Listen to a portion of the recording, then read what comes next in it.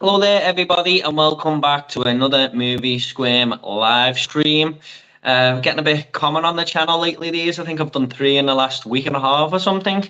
Now, I did notice on a couple of the other live streams that I did that when I replayed it, the sound was a little bit too high. So I have turned my mic down a little bit. So hopefully the sound is a little bit better today. But if you guys can let me know how the sound is in the comments, that would be great. But hopefully, I've sorted that issue now. It's been doing me head in a little bit for the last few weeks, but hopefully that's sorted. Now, today I've got another special guest on, like usual, and some of you may know him. His name is Mike from the channel Cinema Axeman. So I'm just going to bring him in now. Hello, Mike. Hello. How are you doing today, mate? Yeah, I'm all good. Yeah. Thanks for having me on, Jordan.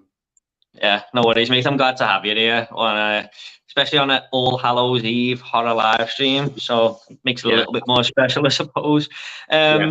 So we are going to just be talking lots of horror here today. And before we do get into that, Mike, do you want to just introduce everyone to your channel and what you do over there on Cinema Axeman?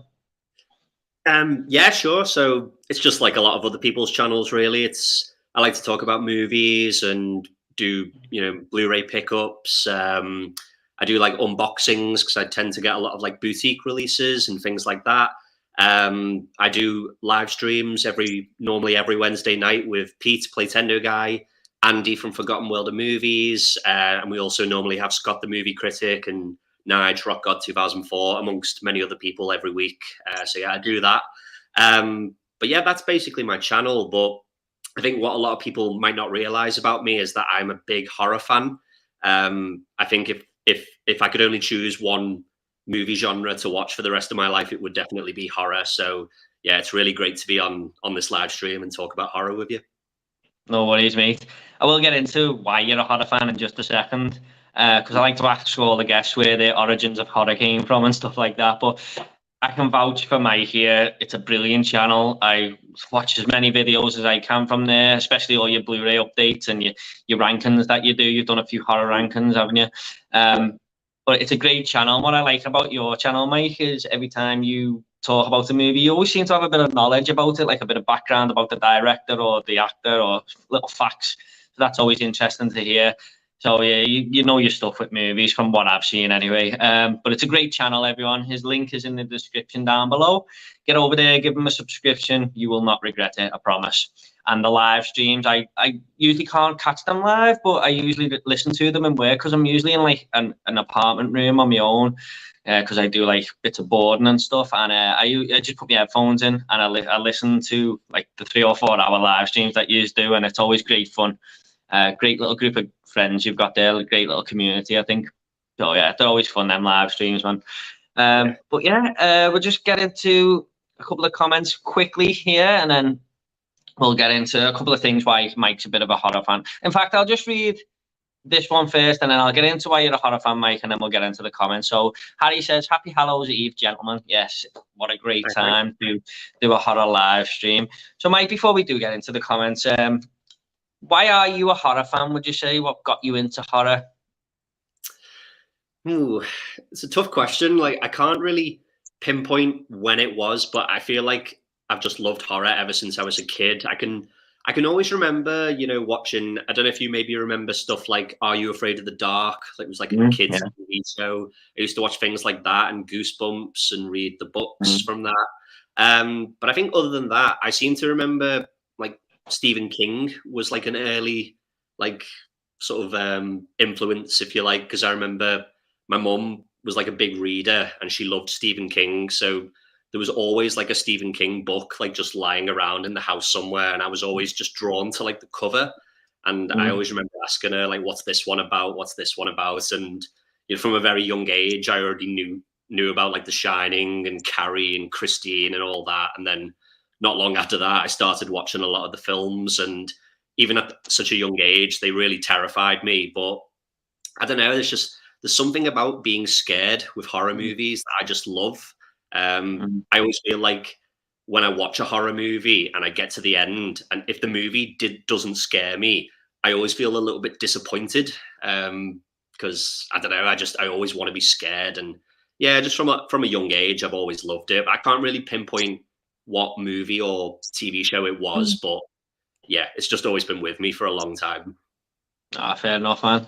Yeah, I do remember Goosebumps and Are You Afraid of the Dark? I used to love them shows. I've actually been watching the new Goosebumps on Disney Plus. It's a little bit different. It's all like intertwined into one big story. It's not really an anthology one, but it's still good.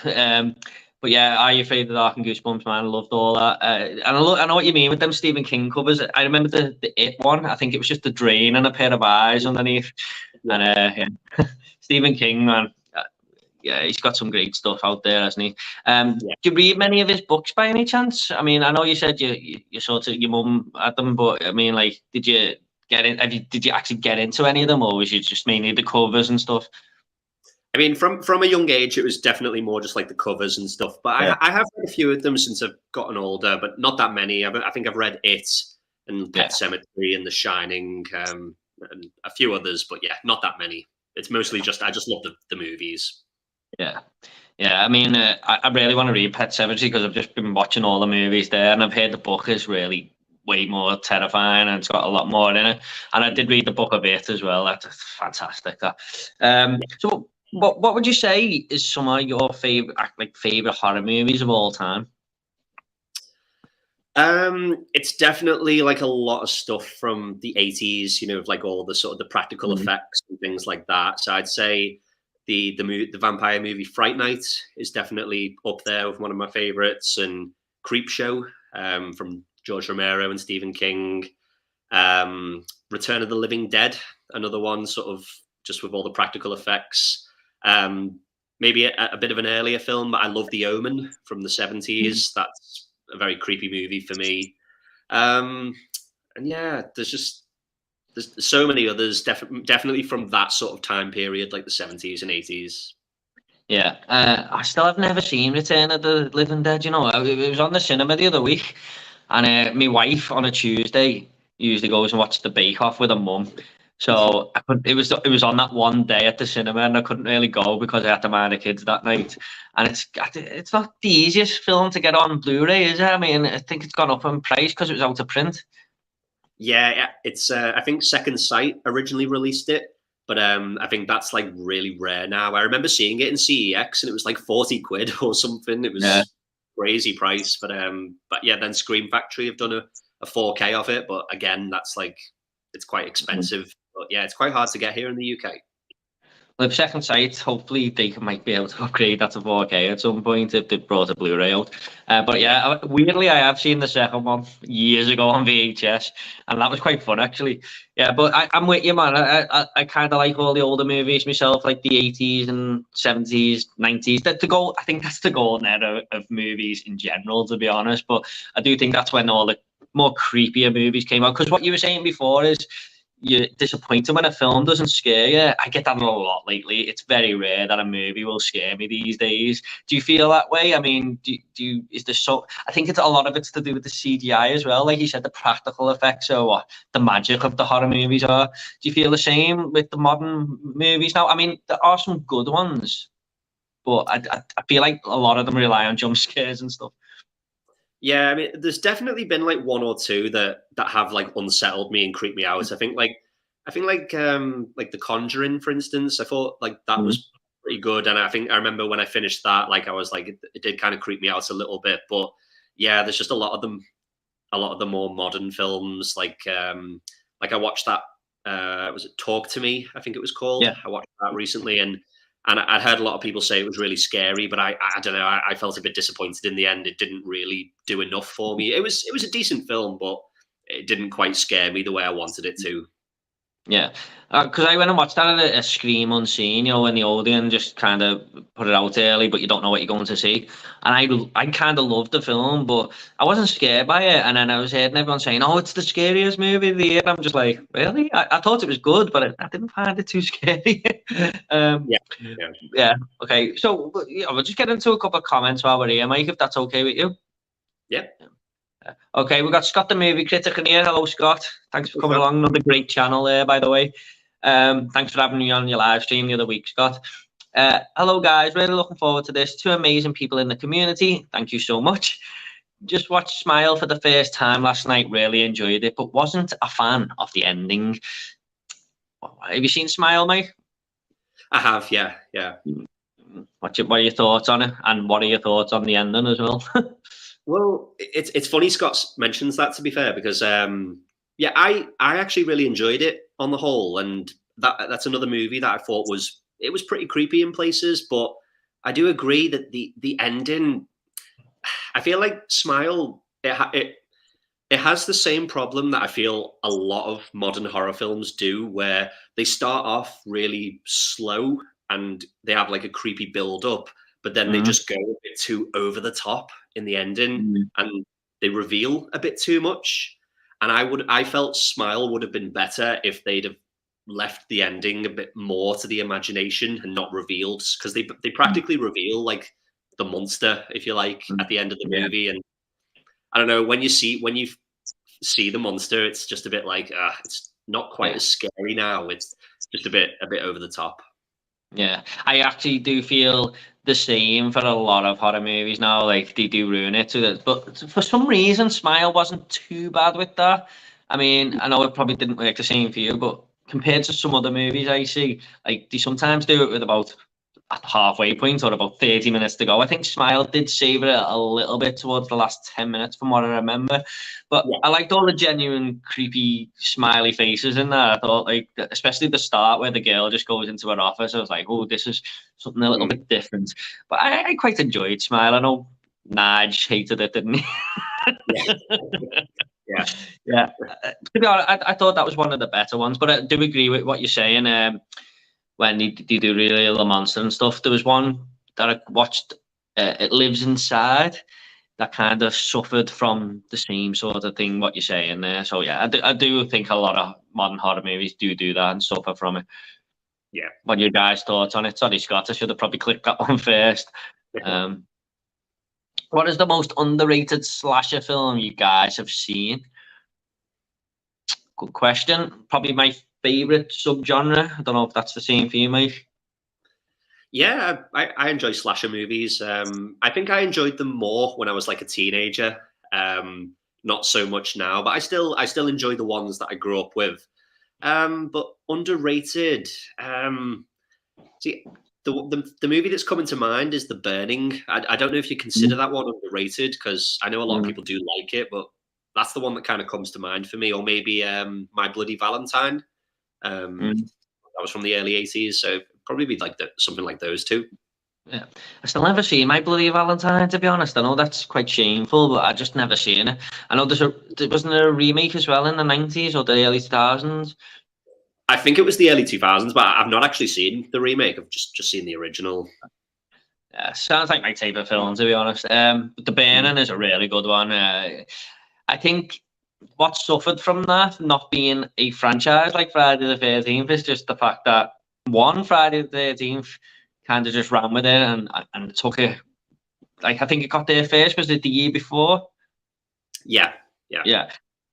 And Cropsey isn't like Jason, is he? I was saying that though. Jason wasn't really in the first one, so I'm probably talking a little bit of crap there. But I think Friday the 13th just ran with it, didn't he? And I think The Burning could have been something a little bit more, but it's still a great solo film, I suppose, and got one of the best kill scenes in a slasher movie, I think, and the raft scene. The raft, yeah. A lot of things happen in 10 seconds there, I think. But I've got to say, one that I watched recently is Nightmare Beach. I don't know if you've seen that one, Mike. I've heard of it, but no, I've not seen it. Well, I actually picked it up in that CEX we were talking about off camera.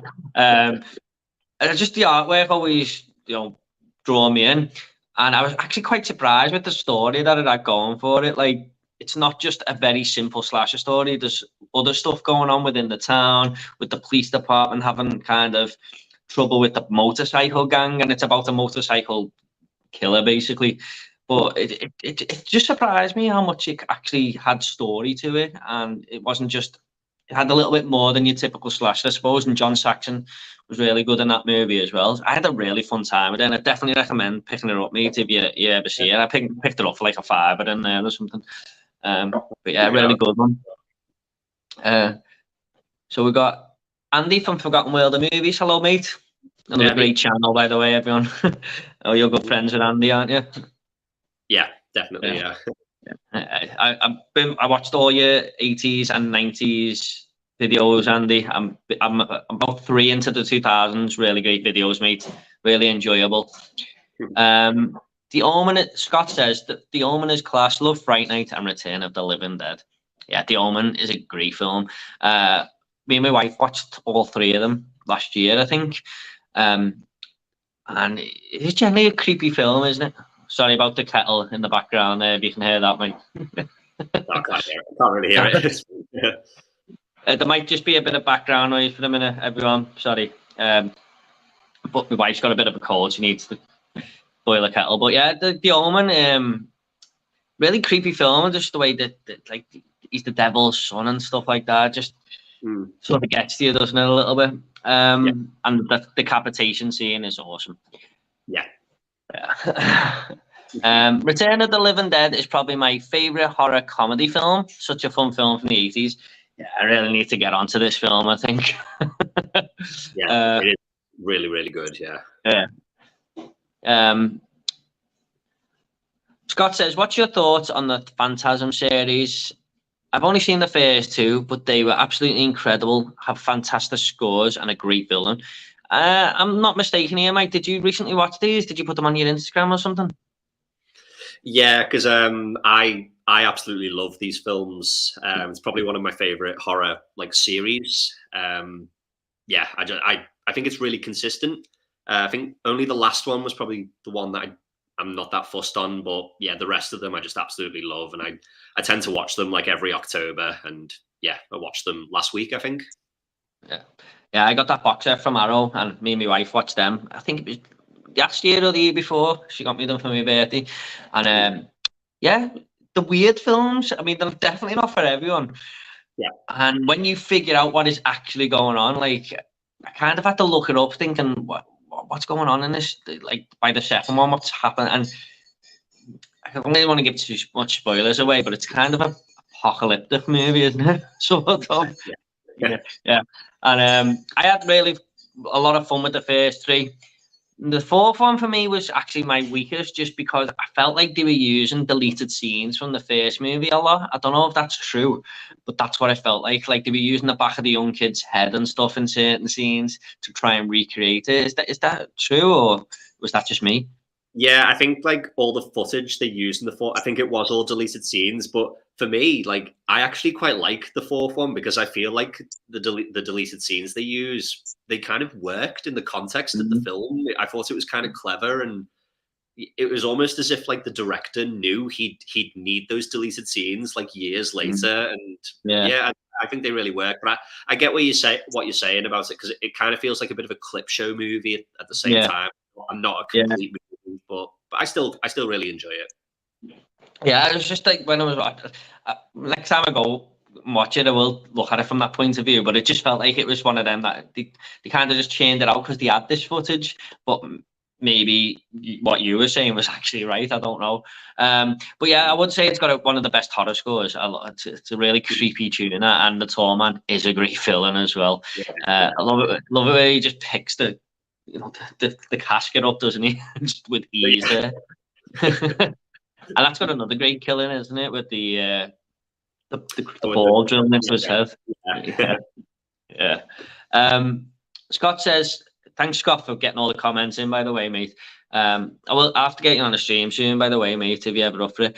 Have you guys seen Ghostwatch? That's probably one of the creepiest films I've ever seen. Really scared me, that one. Have you seen this, Mike? I'll let you go first.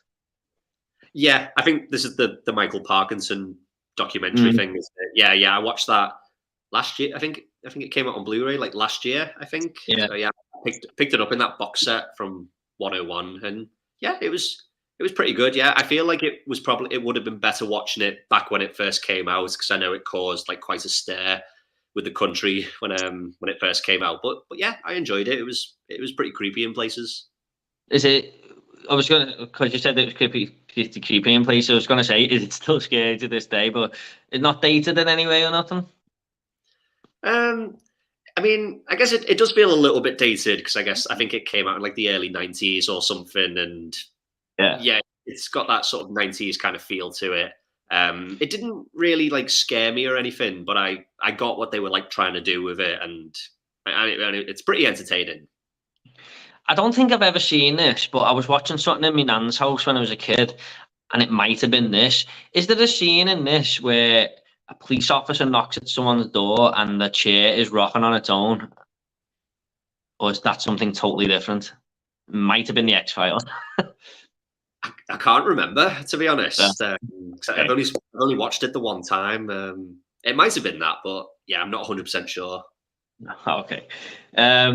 Yeah, I've always wondered what that was because I remember watching it going, oh my God, that's terrifying. But I never found out what it was to this day. If anyone does know who's watching, please let me know. So what seeing as it's October, Mike, have you been watching a bit of horror yourself? I know you watch Phantasm, by the way. Yeah. Yeah, I've been watching loads, to be honest. Mainly just a lot of like rewatching horror, like rewatching like my favorite horrors, because I always say it that I'm gonna do it every October, and then I don't really go through with it. I might watch one or two, but not that many. But this year I've tried to like watch all sorts. So I've mainly just been rewatching a lot of my favorites. So yeah, I got Phantasms in there. I watched some of the Friday the 13th on Friday the 13th, of course. I watched like the George Romero Dead trilogy.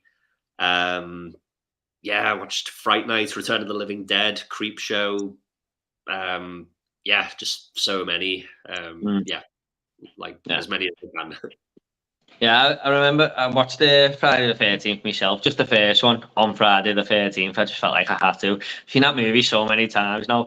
And you know what? My mind changes on it a lot when I watch it. Like, I go from loving it to thinking, this isn't a very good film, but there's something about it.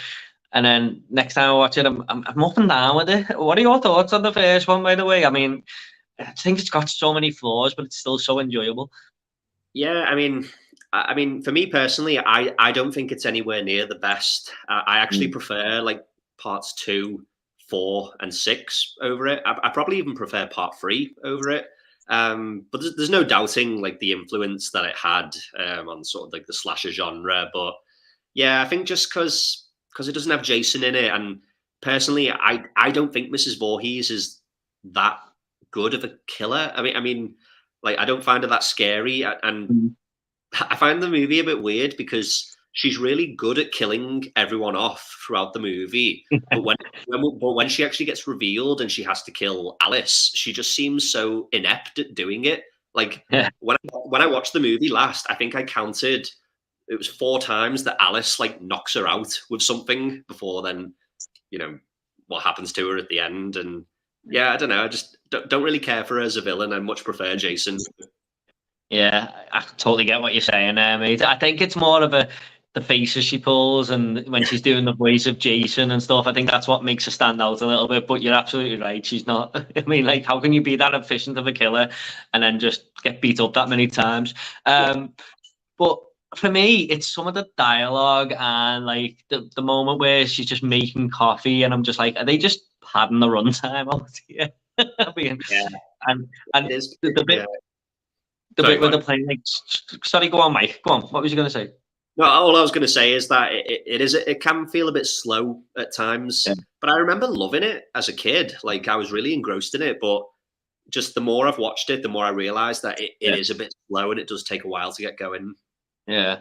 And like the playing strip poker and stuff, and then I think it's that woman's idea to play strip poker, and then just as it's her turn to like reveal something, she goes, "Oh, I've left my cabin open," and then she walks away, and I just thought, "Oh yeah, is that your way out, is it?"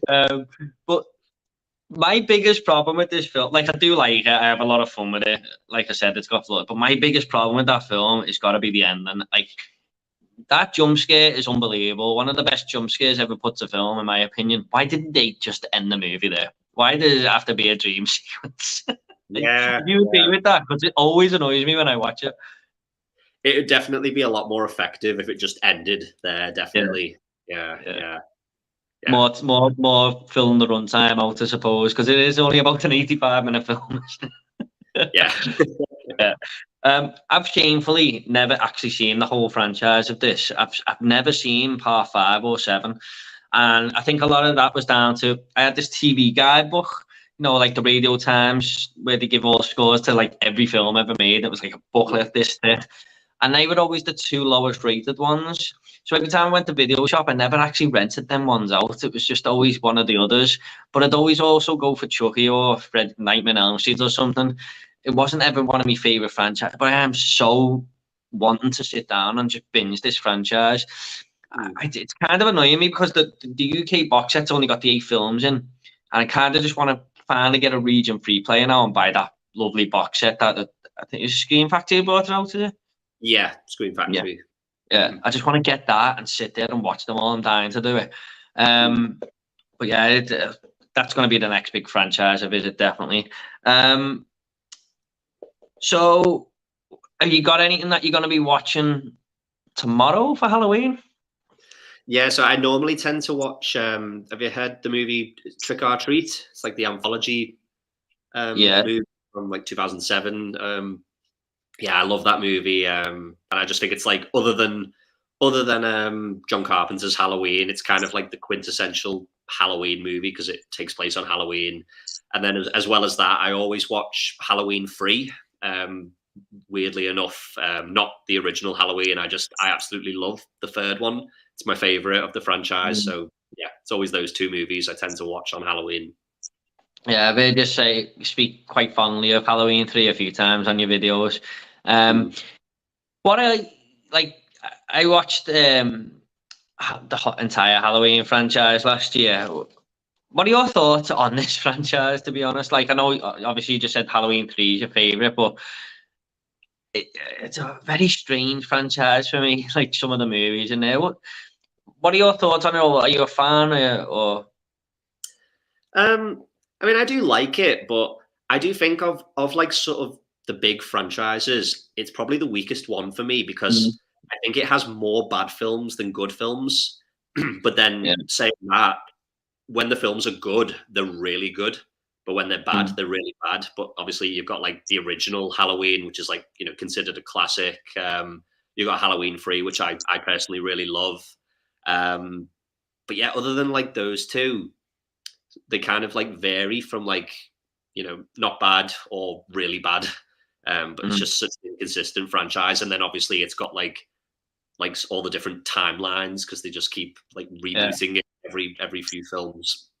When you say some of them are really bad, which ones are you referring to? Because I get a lot of, like, some of my friends have said, if you really put that in that position on your ranking, they can't quite believe some of the ones that I actually like. But what would you say is the worst ones? Like, if you could pick the top 3 or something? I mean, I was hoping you wouldn't ask this because I think I know you're a big fan of this movie. I personally really don't like it, but it's Rob Zombie's Halloween 2. Yeah, that's my least favorite for me. But maybe I just need to give it a rewatch because it's been a while. But other than that, I don't like. I think it's part 8. Is it Resurrection? Is it called Resurrection? Yeah, that one's not that great. I wasn't a big fan of Halloween Ends just because of like what they did with the story. And then you have like Halloween 5 and 6, which are just weird, bizarre movies. I just don't know what they were doing with those movies, but yeah, there's just a lot of highs and lows with that franchise. I think Halloween 5 for me has got to be the worst one. Like, them 2 cops who just come out the house and they're making like clown circus noises in the background. I'm like, are these, like, they don't even say anything funny, but they're like, the movie's going, oh, here's your comic relief characters. And then Jason just floating down the river at the start, and then he's living with some guy for a year and then just decides to get up and kill him. It's just so weird. Absolutely hate Tina. Oh yeah. But I thought, look, there's a lot of people who just totally disagree with me with Rob Zombie's Halloween 2. I know there's 2 cuts of it, but I only actually remember watching, I think it's the director's cut, and it totally works for me. I love all the differences he does with it. Like, I love how Laurie Strode's not that likable. I love how Dr. Loomis is an arsehole, because I watched the entire franchise like one every other day for a month, and I was just like, I like it when something different's thrown in here, because there's so many films that just do the same thing for me. And they were all on it was a Pete stream the other day. I think they were all bashing it, and I was just like, stop it. I love this film. Yeah. To be But, fair, yeah. I have heard people say that the director's cut of it is a lot better, and I don't know. I think I've probably only seen the theatrical cut, and I've heard a lot of people say that it's like so much worse. So maybe I do need to give the director's cut a go. But the thing that annoyed me the most about that movie was the beginning of it, because I think the opening scene in the hospital is really good. I really like it, but I just don't like how that scene ends. Like, I don't want to spoil it, but it just annoyed me how that scene ended. Yeah, but I know what you're saying, but I don't know if it's the director's cut, but I think it sort of mixes that with the reality a little bit, and it's sort of half true. Like I said, I don't want to give spoilers away, but from the way I seen it, I think it is half real and half it sort of is in our mind. But maybe you might see it that way, but that's the way I see it when I watched it anyway. But yeah, it's a great opening sequence. But I will get to the comments, everyone, in a minute. But I'm just really enjoying Mike's thoughts here in a minute. What are you? I watched Three from Hell the other night. What are your thoughts on Rob Zombie as a whole, as a director? Have you seen any of his films? I think I've seen most of his films. Yeah, I do sometimes enjoy them. Like that is it the Firefly trilogy? I think it's called. Like House of the Thousand Corpses and Devil's Rejects. Like, I do actually quite enjoy those movies, but they're so like mean spirited. Like, some of the characters in them, they're just horrible people. Like, the dialogue is sometimes just really like horrible, and what the characters do to each other. Like, some of the violence is like really over the top and just quite mean spirited, like I say.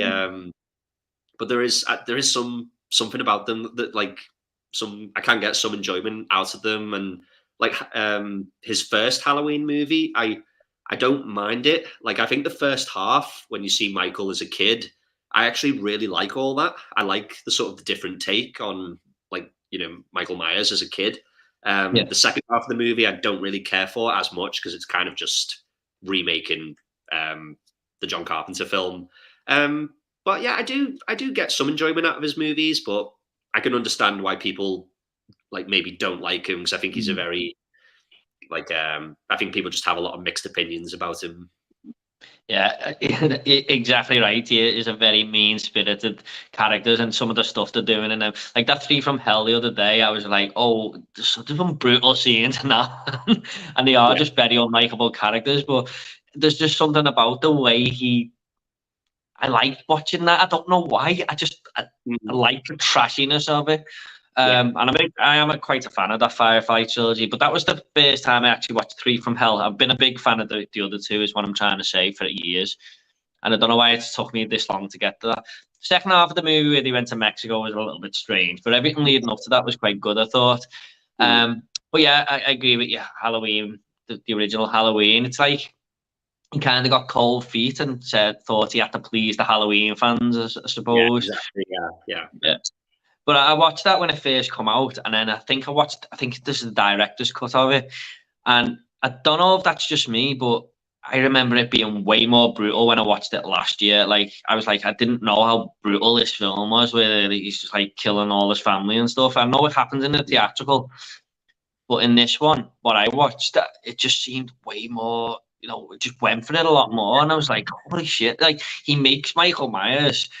Like, I think that's the beauty of John Carpenter's one. You don't quite know the reasoning and stuff like that, but I think he makes Michael Myers really a scary individual in this one. I know he is anyway, but he just gives him this horrible personality, I suppose, if that makes sense.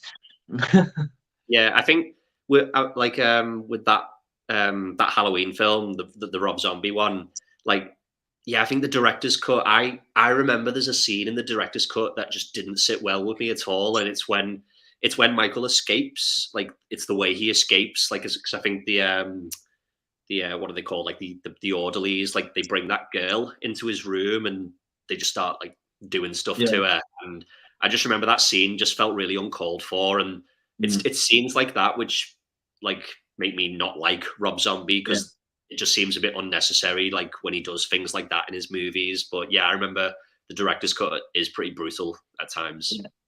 No, he's definitely got his flaws. Definitely, I think he does go a bit too crude, if you like, and like you said, his dialogue, it does need working on his writing, I suppose. But yeah, there was just quick. I will get into the comments now. There's a scene where he sort of, I think he kills like a nurse or something, when he's getting looked after in the penitentiary, and there's like an alarm going off. It's like a big air raid siren when they're trying to pull him away, and I thought that was a really cool moment of that movie. But yeah, the second half kind of let it down for me. Okay, so we'll just get into a few more comments now, Mike, because I've left about quite a while there. It was great having you on the stream a couple of weeks ago, Jordan. Thanks, mate. Nothing was really falling my way on that stream, to be honest. It's just like there were all questions about the Exorcist 4K, which I hadn't picked up, and other things. But hopefully next time if I ever get on, we'll definitely have to have you on again. Yeah, I'd love to, mate. Thanks. Will be great to have Mike on as well, and again in future. Yeah, sounds good, Scott. I'm planning to watch 3 horror films tomorrow night for Halloween. Going to try and watch Halloween 3 for the first time, Trick or Treat for the first time. Is the last one going to be the same as well as you, Mike?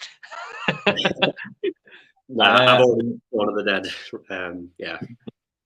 Yeah, and Dawn of the Dead. Yeah, I've got to be honest, I've never seen Trick or Treat. I've heard great things. Is this the one with the character of Salmon? Yeah, that's the one. Yeah. Because there's another one from the 80s, isn't there? And did Stranger Things take inspiration from that, the latest season? Or is that just me? Did from the 80s one? Yeah. Or is that just me thinking that? I've not actually seen the 80s one, so I wouldn't know. Oh, right. Yeah. I thought the main character, the Eddie guy in Stranger Things, I thought it was something to do with that film, like a copy of it or something. I may have heard wrong. But Halloween 3, Scott, you're either gonna be like Mike and love it, or me, don't care for it too much. I've only seen it the once myself, and that was when I done the Halloween watch last year. I think the main problem I had with it is I think the main guy is just very unlikable, and I know he's great in other films, like a lot of other 80s films. I think he was in Night of the Creeps, wasn't he? Yeah, Tom Atkins. I just think he's a bit of a slime ball in this movie. Like he's got a wife and stuff, and then he's just going with that girl and jumping into bed with her, and then he's like, I think he's grabbing his co-workers on the arse. Yeah. I can get that. Yeah.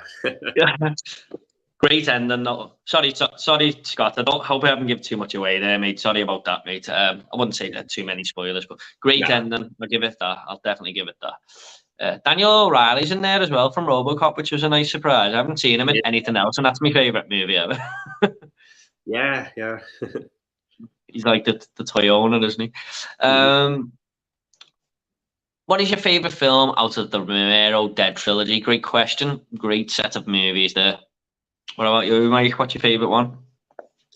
Yeah, so this might surprise people, but my favourite is Day of the Dead, the third one.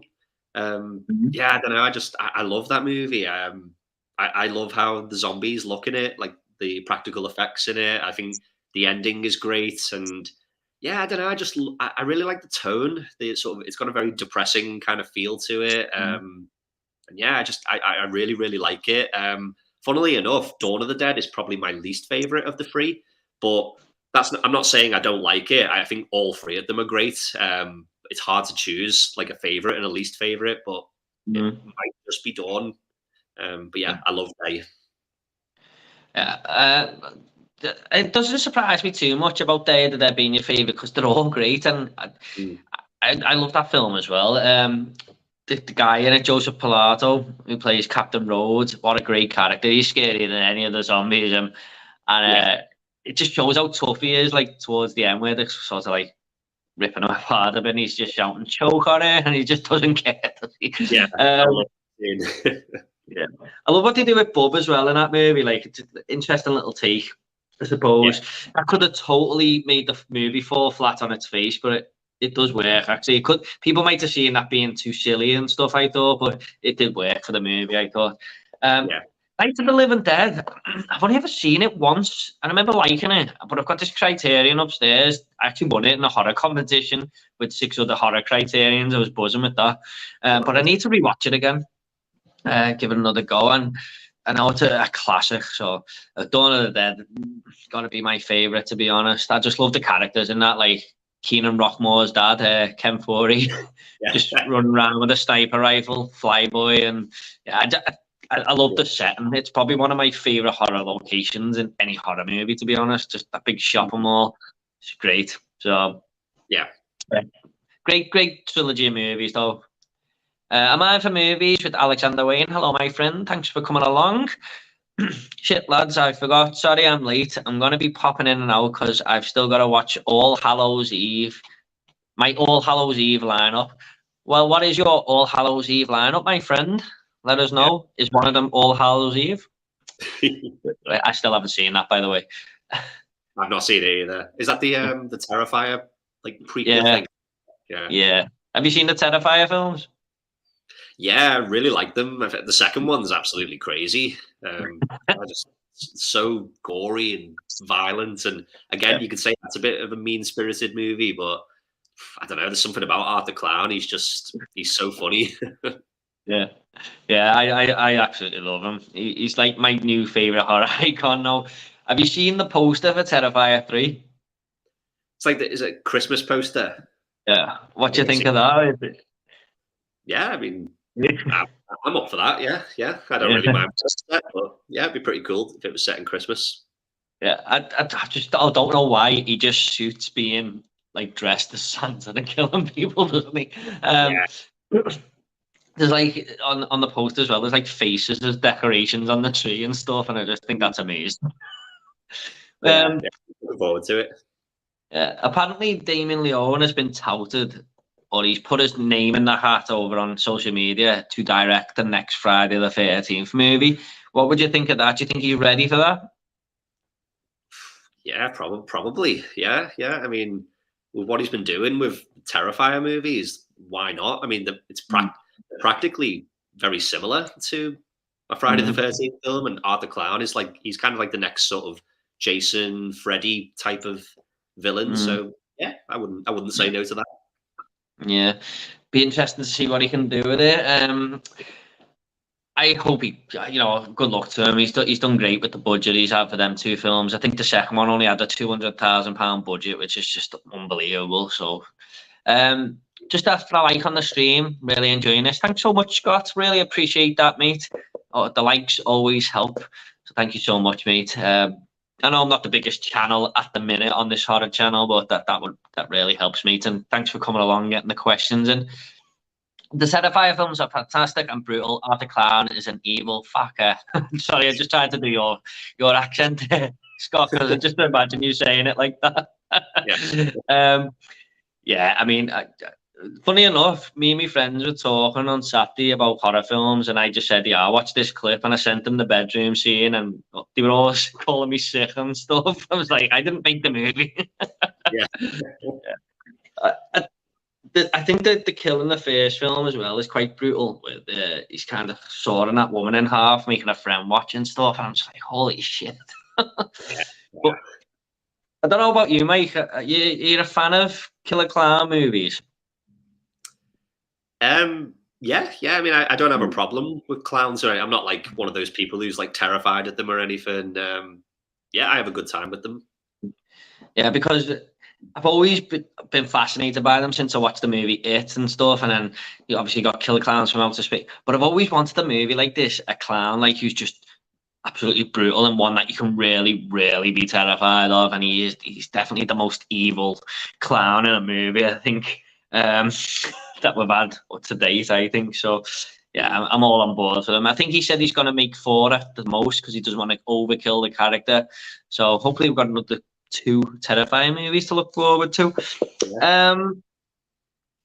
Just gonna say, I was just seeing what I wrote down here, Mike, while we wait for some more comments. So what would you say? Like, I know you said Halloween's not one of your favorites. What would you say your favorite horror franchises? Yeah, I guess like I really do like the Phantasm one, like I said. But I think other than that, yeah, I do have like a soft spot for Friday the 13th. I love the first four movies. The fifth one, not so much, but then the sixth one's really good. And then from seven onwards, they kind of vary, but I can kind of have fun with all of them, even if they're not the greatest movies. And I just really like Jason as a killer. I just think he's just an awesome like, classic horror villain. So that's probably the one I tend to gravitate to the most. Mm. So, are you not a fan of like maybe Elm Street and Child's Play, or I think they're my top two. Like, Yeah, I really like Elm Street. Yeah, there's one or two in it that aren't that great for me. I think like parts 5 and 6 don't really hold up for me. But yeah, I pretty much love the rest of them. Child's Play, I really like the first one. But the rest of them I can just kind of take or leave them. I do enjoy them, but I think for me, I just don't really find Chucky like that scary because for me he's yeah, just a doll, and I feel like if I was confronted by Chucky, I'd just like boot him in the face or yeah, something or step on him. I just never really found him that scary. yeah. I think it's just more the how his comedic, like his black comedy that comes out of him, and his one liners. That's what I enjoy seeing. I know he's not scary and stuff, but Yeah. I love the second one's one of my favorite slashers ever, to be honest. So which films do you guys prefer out of the original Blob or the remake? I personally prefer the remake. The original is still really good, though. I'm going to be honest, Scott, I've never actually watched either of them, sadly. Have you seen these, Mike? Well, I've got to be honest as well. I've never seen the original. I think it's got Steve McQueen in it. I think. Yeah. Yeah, I've never seen it. I've only ever seen the remake. Funnily enough, I got the because it came out by Scream Factory on 4K and it arrived today, so I'll be watching that in the next few days. But yeah, it's a great movie. I don't know how it compares to the original, but yeah, the remake's like really really good. Is that just so? Is this basically just like this big giant blob?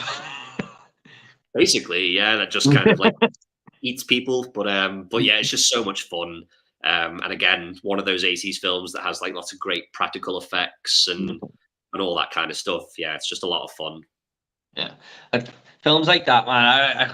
I don't care how ridiculous they probably are. I can watch them.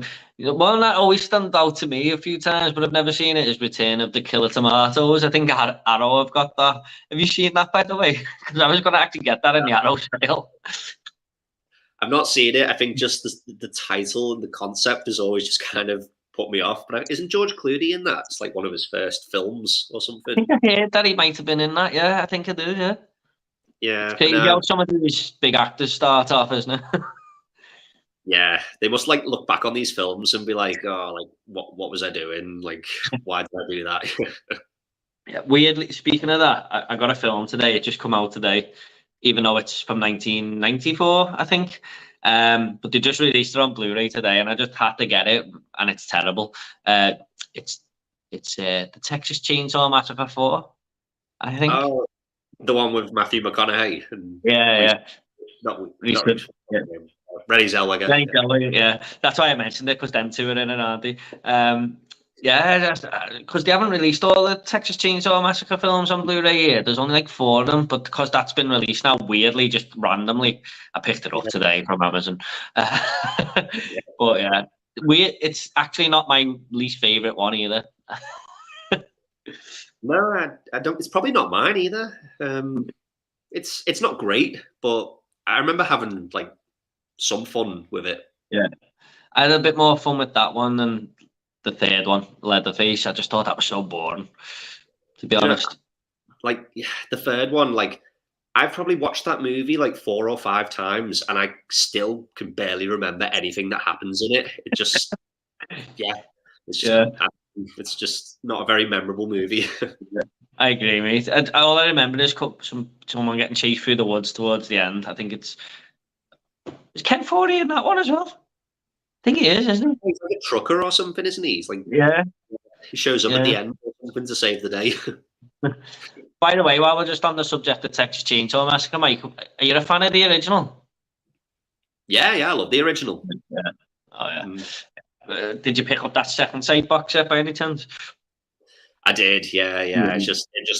I didn't get it at first, but then I saw people like buying it and unboxing it, and I was like, oh yeah, I've got to get it. It looks so nice. But funnily enough, I love the remake to Texas Chainsaw Massacre, and like depending on what day you ask me, sometimes I might say that I prefer it over the original. Like the original's like a classic and really, really good, but there's something about the remake for me. I find that movie so like intense and like terrifying. I think the guy who plays Leatherface in it is just he's one scary guy. Brutal, isn't he? I think that's a nicely shot film as well, especially the third act where they're running into the slaughterhouse and stuff, and the way they've shot it. And it just looks visually a nice movie. I think didn't him and Gunnar Hansen have a bit of beef, because I think Gunnar Hansen said something like, "I'm the original" or something. Or I can't quite remember, but there was a bit of rift between the two of them. Yeah, I'm not too sure like what went on, but I know when Gunnar Hansen died, I think the other guy, like I think he kind of mocked him, like he kind of like mocked his death or something, and I think when people like questioned him about it, he was like, "Oh, he deserves it for like what he did to me or something, or what he said to me." But I don't really know what went on between the two of them. But yeah, I have heard something about that. Have you seen the beginning, the prequel to that? Because I used to love that movie, and that's another one that they haven't released on Blu-ray.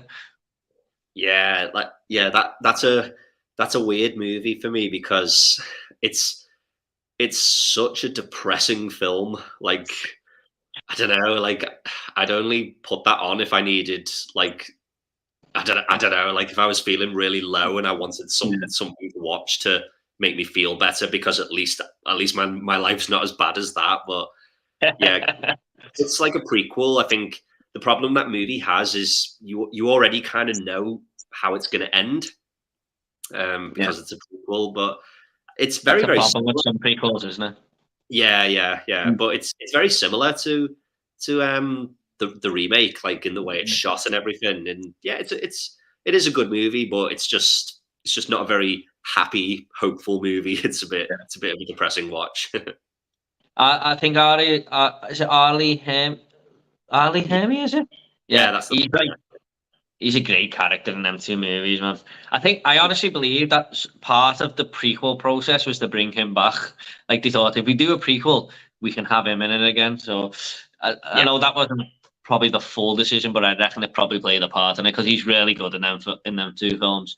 I was going to say something else about the Texas Chainsaw Massacre, then it's sort of drifted out my mind. Sorry about that. But we'll just get into the next comments. A Mind for Movies with Alexander Wayne. So my All Hallows Eve lineup is a Thing from Another World. So that's the original Thing, isn't it? I own that. Still haven't watched it. John Carpenter's Halloween. John Carpenter's The Thing, Haunt, and Fright Night, the original. Great lineup of movies there, my friend. I've heard Haunt's really good. Have you seen that one, Mike? No, I've not. But again, I've heard it's like a good movie. I need to check that one out. Yeah. Have you seen? Right. Yeah. So he did say.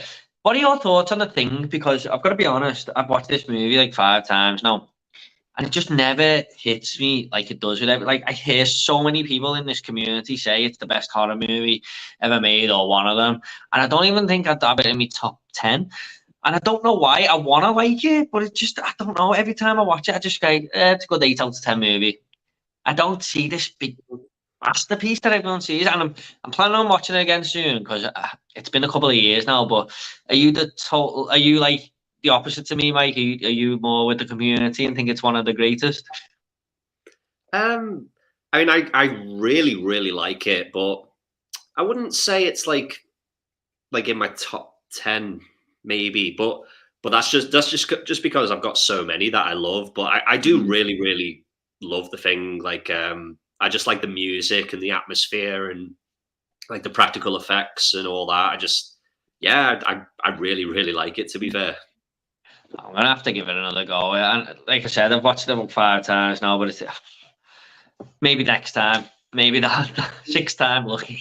Yeah. Have you seen the original, by the way? I've got that on, like the premium. I haven't watched that yet, though. I've only watched it the once. It was quite a long time ago, and yeah, I remember it was pretty good. Yeah, but it'll always be the John Carpenter one for me. I think it's like a 50s or 60s film, isn't it? Like they've got some charm to them. Them films, like you can tell all the heart's gone into them. So we've got John Carpenter's Halloween as well. I think that's the movie I'm going to be watching tomorrow. That film just gets better and better every time I watch it. I mean, it's so simple but effective, isn't it? I know it's not your favorite, Mike, but are you still a fan of the original? Oh yeah, definitely. Yeah. I think, like you say, every time I watch it, it just gets better and better. It's just, yeah, it's just so simple. Sorry, I just need to have a drink. That's all right, mate. Got an olive on myself, actually. Yeah, it's just such a simple premise, and just the way it's directed and the music and everything. It's just, yeah, it's just, you can't really fault it. It's just, yeah, it's just such a great film. Yeah, because I think what he does with that film so well is the music. Like, it's part of the movie. It's not just the opening credits. Like when I think it's Lonnie bumps into him at the school, the bully guy, and just part of the music plays as he bumps into him, and then there's like just other moments where it's just like certain notes of the theme tune just work with the movie. And what I love about this film, like I think I only noticed how good it was and how effective it was the last couple of times I watched it. But you know where Laurie's just walking down the street with a friend and he goes past in the car, but then he sort of just tilts his head, like just tilts his head to look at her to make sure he knows that he's looking at it. I mean, that is so effective and it's just so simple. Just totally works. But yeah, great movie. Fright Night. Yeah. I watched this fully for the first time a couple of years ago. Really enjoyed it. I think the third act is a little bit insane, but it's still a great film, and I love the guy next door, how he acts and stuff. That line where he goes, "Hey kid, what you doing?" Is that him next door? Yeah, it's like the guy who lives with the vampire. Oh yeah, that's it. yeah. Richard Andon's the main vampire, isn't he? Yeah. Yeah. Oh yeah, I love the way he says that. Yeah. The original Fog is one of my favourite horror films. Never seen the remake. What's your guys' thoughts on the original and the remake of the Fog? Now, I think you're a bit of a fan of the original, aren't you, Mike? From what I've seen in one of your videos today, or was you talking about it on the live stream? Maybe I'm not sure actually, because I've got to admit, like the Fog, I think I feel the same way about the Fog that you do with the Thing. Like I think it's a good. Sorry, I must be mistaken there, mate. Sorry, it makes sense. Yeah. No, I do enjoy. I do like the Fog. I think it's a good movie, but I wouldn't say it's like in my top 10 John Carpenter films. It's got a great atmosphere. The music's great. But I feel like it just could be a little bit more. Like there could be a little bit more to it for me. But I do still really like it, to be fair. The remake, I've never seen it, and I've heard it's trash. So yeah, just never bothered with it. I'm kind of with you, mate. To be honest, I was a little bit disappointed with it when I watched it because it had John Carpenter on the front, and everyone was saying, "Oh, the Fog's one of his best." I was a little bit disappointed with it. I'm not gonna lie. There's some things I like about it, of course, but I've got to be honest. I'm not the biggest.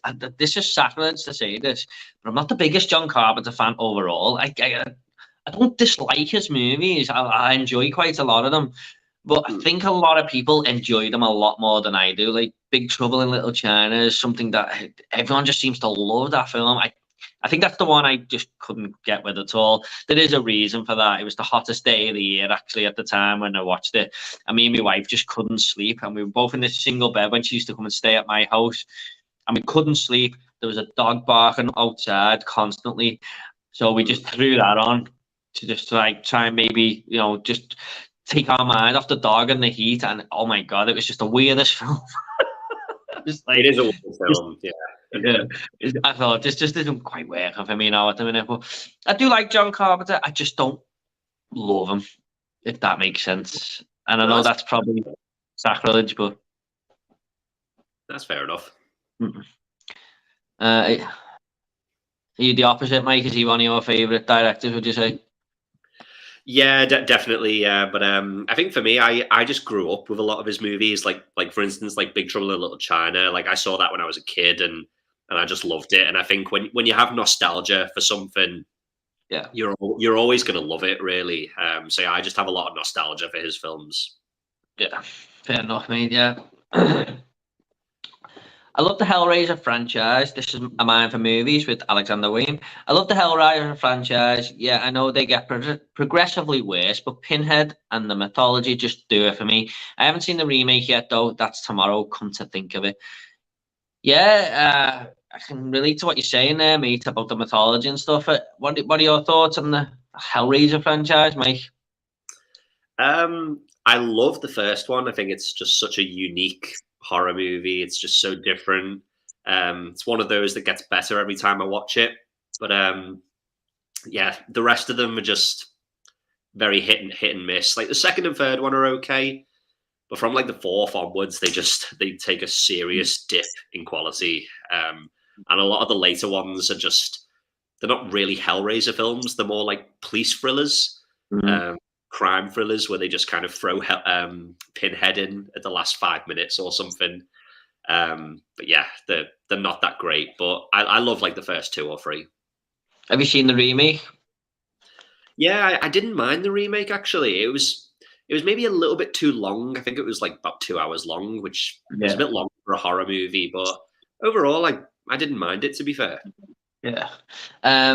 Yeah, I haven't seen from four onwards. Sorry, from five onwards. I've seen Bloodline years ago on VHS. Can't remember too much about it, but I remember not really liking it. I actually like the third one a little bit more than the second. I just like the slasher aspect of it a little bit. I think it goes. Yeah. It's really fun third act, I suppose. Even though they were talking about this on Pete's live stream the other day, but he was sort of laughing about the CD character. Yeah, yeah. He's just throwing CDs at people and stuff. But sorry, it just made me laugh. Yeah. Yeah, but I actually like that one a little bit more than the second. I just think the second is a little bit complex, but that sort of makes me feel a little bit hypocritical about what I'm about to say now, because I do agree with Alexander saying the mythology and all that. The lore, the world building is quite good, but I just think it's done better in the first movie. The second one, it just feels like there's too much for me. Yeah, Yeah, do I you know? love the first. Go on, sorry, Mike, go on. Oh, sorry. I was just going to say that. Yeah, the second one, it starts off pretty well, but it's Mhm. when they go into their world.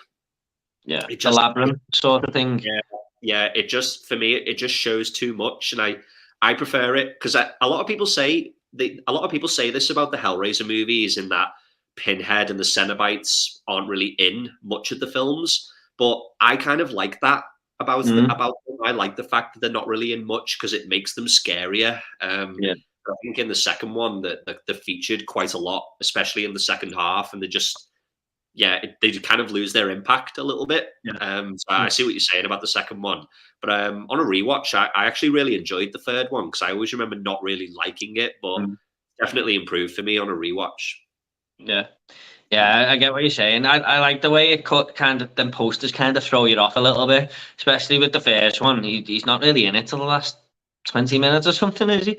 And Yeah. that is a great story. I just love that whole, like, what's her name? Angela, is it? Is that her name? Oh, I forgot Um, the main woman's name. He's bringing the guys back to the house. Um, I love that storyline. I think it's yeah. great. Mhm.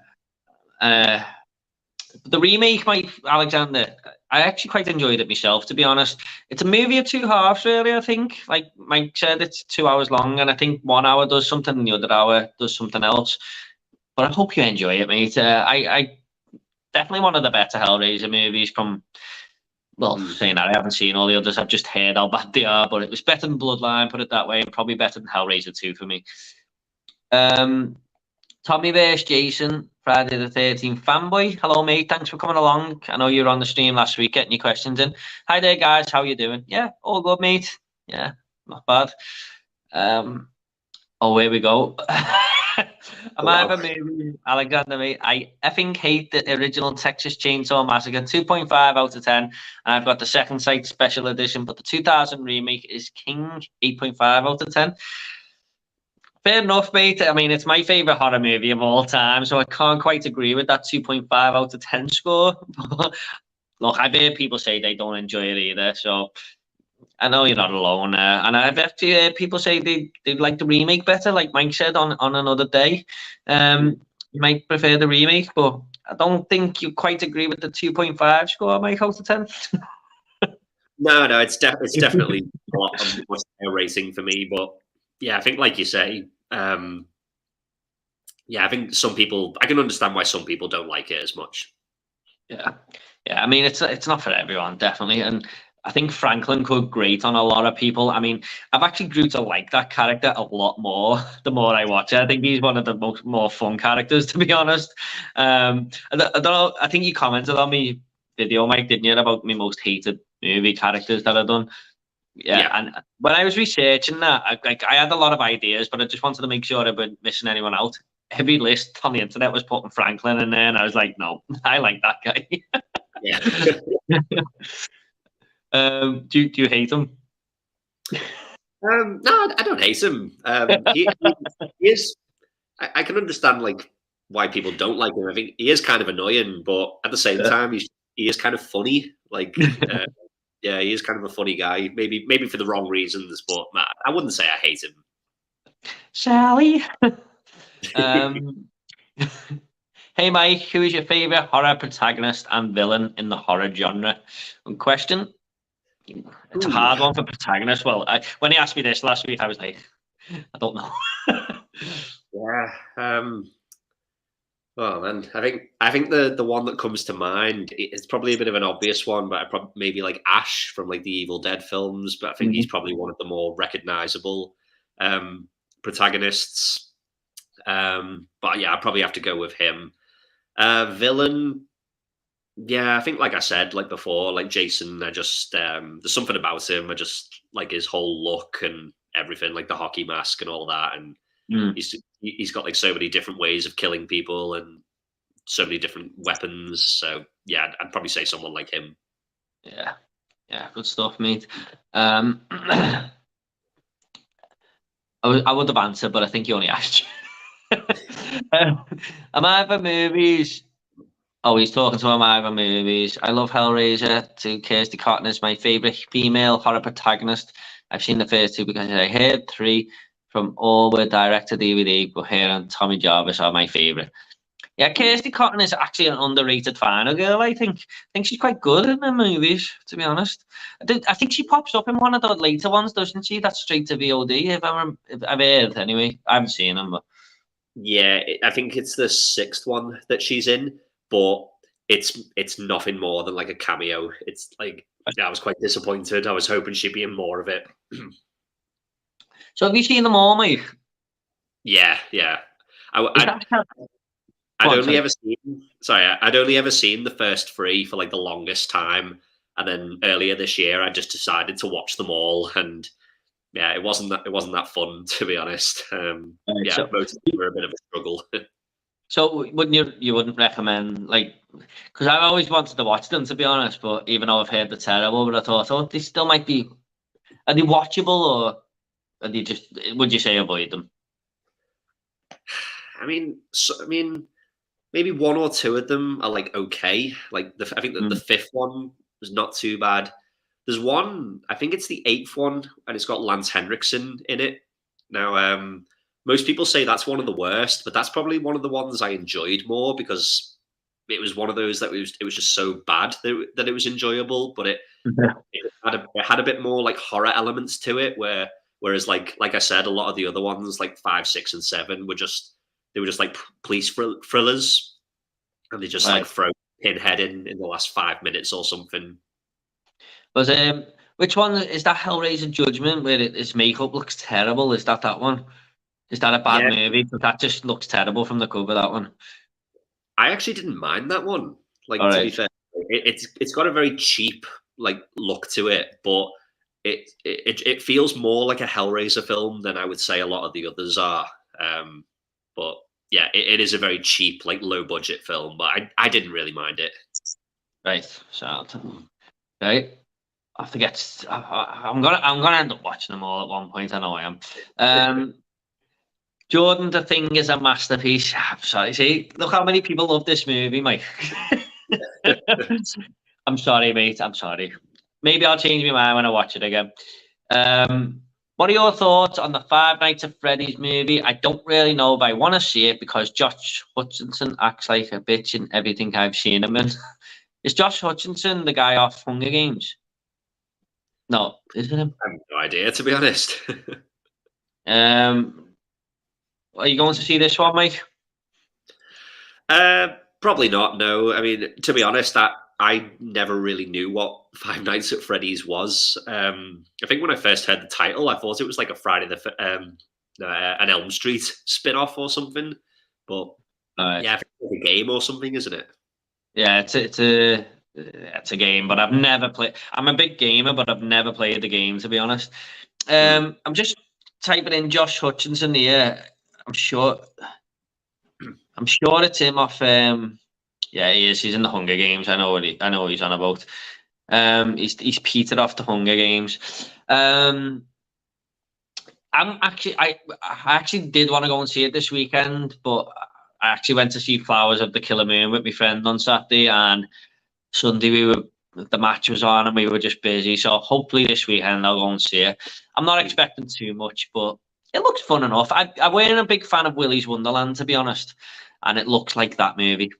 So I don't mind Josh Hutcherson though in Hunger Games. Big Trouble in Little China, my third favourite movie of all time, 10 out of 10. Bet you're shocked at that score. Again, look, I was watching this movie in bad circumstances, so I'm gonna have to give it another go. Would you give it a 10, Mike? Yeah, maybe like a 9. Like definitely up there. Yeah. Kurt Russell's great though, isn't he? Yeah, he's so funny in that film. He's like the I think some people say that he's not even the hero of the movie. It's like it's the other guy, like who is his sidekick, but really he's the hero and Kurt Russell's the sidekick. Yeah, I mean, I'd have to watch it again to remember that. It was a long time ago. I told my uncle it's one of his favourite films, and I told him I wasn't like massive on it, but he's like, wow, nearly never spoke to me again. I used to think Hellraiser was overrated because I started watching all the horror movies, and when I got and watched it with my dad, I thought, what the fuck am I watching? But I agree with you and Mike about Pinhead. Yeah, I mean, the Cenobites are like really interesting horror villains, aren't they? My only problem with Pinhead is I just feel like he gets killed off in each movie really quickly, like with ease, to be honest. But like, do you think that, Mike, or is it just me? I mean, like, it just seems to like he appears after all this build up, and then he's just like the doctor character in the second one just wipes them out in seconds, doesn't he? I was literally thinking of that scene. Yeah, it's a really weird scene. They just get like he just like pushes them aside like so easily. Yeah, to be honest, he's a really good Cenobite. Him in the second one, he's the best thing about the second one. I think he's just horrible, isn't he? But yeah, Hellraiser's. Did you pick up that box set, by the way? I did, yeah. I got the one from the Arrow website that has the Chatterer on it instead of Pinhead. Yeah, it's a great box set. Yeah, I like the artwork on that, the Chatterer. I was really in two minds of getting that because I own the 3 on Blu-ray, but it's got Bloodline in it as well, hasn't it? I know I said I wasn't a big fan of that, but I've got to be honest, I can't really remember too much about it. So when you're older, sometimes you see them differently, don't you? But I just kind of wanted them all on 4K as well. I don't think it's quite sold out yet, is it? So I have to give it a think about, or has it? I'm not. I wouldn't have thought it had sold out because I think a lot of people are probably happy to stick with the Blu-rays. So yeah, I wouldn't have thought it had sold out by now. But it's going off subject of horror just slightly here, but what did you think of the Arrow announcements in January? Did you see them? Oh yeah, it's like I think the only one for us is Carrie, isn't it? The 4K. Yeah. Yeah, it was so disappointing. Like, all Conan, I'm trying to watch all the Arnold Schwarzenegger films. I'm ranking them all on my letterbox, and I thought, oh, I've never seen that. And I just said American Canada next to it. I was like, well, aren't you a UK-based company? But Yeah, I mean, I love like the first Conan film. It's probably like one of my favorite Arnie films. I would love to have that on 4K. I think I'm probably gonna have to get that American release if I want it, because I just don't think we'll get it here, because I think over here Disney own it, and I think we all know Disney will probably never release it on physical. So I think if I want it, I'm gonna have to get that American release, but it's probably gonna cost me an arm and a leg. yeah, I mean, it's annoying, all the rights issues, isn't it? Just so annoying. Like Legend got released over there, and then I don't think they released it here. So, and that was like a year ago or something. So, Scott says, what are your thoughts on I Know What You Did Last Summer? I actually really enjoy it. Not amazing, but really fun and entertaining. I like the cast a lot as well. Yeah. What are your thoughts on this, Mike? Have you seen them? Yeah, I've only seen the first two, but I think there was three, wasn't there? Yeah. Yeah, I've only seen the first two. Yeah, I really like the first one. I think the cast is definitely one of the strongest points. You know, you've got like Sarah Michelle Gellar in there; she's great in it. But yeah, it's just a solid slasher movie. It's not as good as like Scream, but yeah, it's a really. I think it's a really good film. I wasn't that keen on the second one though. I've got to be honest. Yeah. Over on my Movie Worm channel, I actually reviewed all three of them a couple of years ago. I actually liked the story of the original. I just thought it was quite fresh and unique, especially where they delve into the guy's past who they ran over as well. They don't just leave it as this guy's coming after them. They actually go and, see the history of him and stuff like that. Quite liked all that. Good cast, like you said. Sarah Michelle Gellar is great in that movie. So yeah, I actually think it's a good 7.5 out of 10 movie. The second one for me, I don't mind it. Like, it was enjoyable at times, but there's so many characters who make some terrible decisions in that film. Like, it might be the worst horror movie decision I've ever seen. Jennifer, I don't know if you remember this, Mike, but Jennifer Love Hewitt at one point sees a dead body in her room, and then she runs out, and her friends come in to the hotel room, and they say, "You're just imagining it because of all the stuff that's happened last year." And she goes, "Oh, do you think? Okay." And then there's people dying on the island and stuff, and then she goes, "I'm just gonna go and get a suntan," and lies on this sunbed with a Walkman on, and pulls the sunbed down so she can't see anything that's going on around her. So she's just seen a dead body in her apartment, and then she decides to lie in a sunbed with a Walkman on so she can't hear nothing. Yeah, I remember that. Oh, what happens then? Oh yeah, people start getting killed while she's on the sunbed.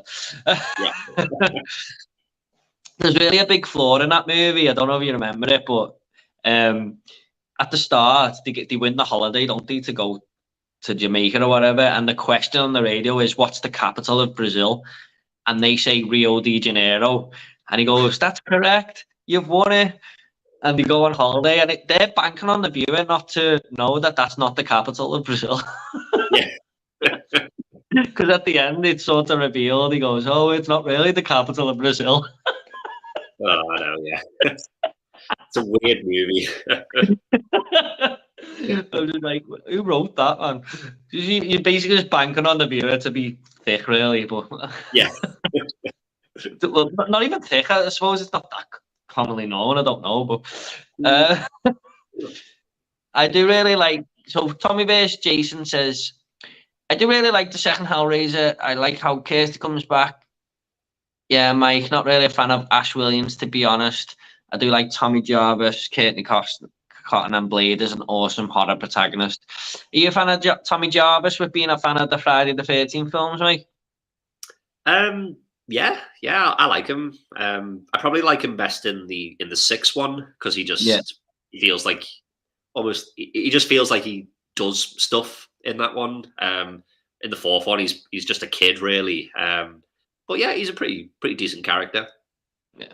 I remember the sixth one being one of the best ones, to be honest, what I've seen. I know I said I haven't seen 5 or 7, but that was a good one, 6. I like Andy Barclay and Edgar Frog.